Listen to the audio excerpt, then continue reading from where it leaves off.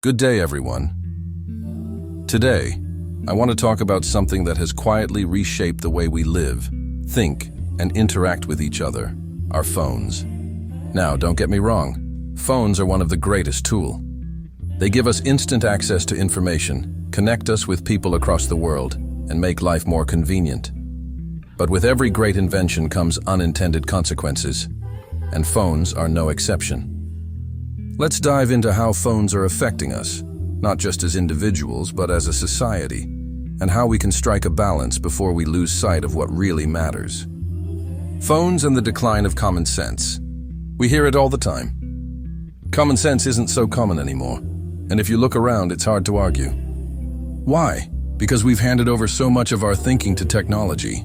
We don't memorize phone numbers anymore. Our contacts app does it for us. We don't solve simple math problems, we just open a calculator. We don't navigate on our own. We let GPS guide us, even when the route doesn't make sense. It's convenient, sure, but here's the catch. The less we rely on our own minds, the less we develop critical thinking and problem-solving skills. Common sense comes from real-world experience, making mistakes, observing patterns, and figuring things out. But when you outsource all that to a device, you stop exercising those mental muscles. It's not just about forgetting practical things like directions or phone numbers. It's about losing the ability to trust your own judgment. The attention economy, how phones steal your focus. Here's something we all need to understand. Your phone isn't just a tool. It's part of a system designed to capture and hold your attention for as long as possible. Social media, news apps, and even games are built to keep you hooked.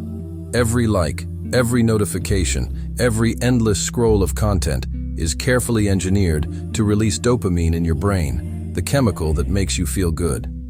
But here's the downside. The more time you spend on your phone, the less time you spend on things that actually matter. How many times have you picked up your phone just to check something and lost an hour scrolling through nonsense? How often do you prioritize responding to notifications over focusing on your goals? How many times have you let your phone distract you from conversations with people sitting right next to you? The truth is, the attention economy isn't just about stealing your time, it's about stealing your life. Phones and real-world interactions. Take a look around next time you're out in public. What do you see? People sitting together but glued to their screens. Families at dinner barely exchanging a word because everyone's scrolling. Even kids with tablets in their hands instead of toys. Phones have made us more connected than ever, but they've also made us more disconnected in real life. We text instead of calling. We scroll instead of making eye contact. We post pictures of our lives instead of actually living them. What's worse is that we've started to replace meaningful interactions with superficial ones. A quick like on someone's post feels like enough effort. A short comment replaces a deep conversation. And over time, we forget how to truly connect with one another. The decline of critical thinking. Another major consequence of phone addiction is how it's affected our ability to think critically.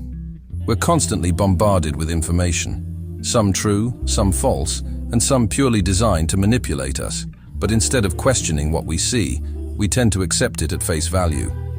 Fake news spreads like wildfire because people don't fact-check. Clickbait headlines shape our opinions without giving us the full story. Algorithms feed us content that reinforces our biases, making it harder to see other perspectives. Critical thinking is a skill that requires effort. It means pausing to ask, does this make sense? Is this true? What's the bigger picture here?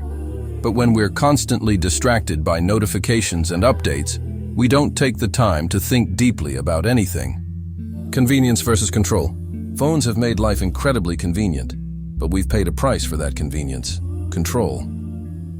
Think about it. How much of your day is dictated by your phone? Do you check it first thing in the morning? Do you stop what you're doing every time it buzzes? Do you feel anxious when you don't have it with you? It's not an accident. The more dependent you become on your phone, the more control it has over you. And the less control you have over your own time, attention, and life. What can we do about it? So, what's the solution? I'm not here to tell you to throw your phone away or stop using it altogether. That's not realistic in today's world. But we can learn to use our phones intentionally rather than letting them use us. Here are some steps you can take to regain control. 1. Set boundaries.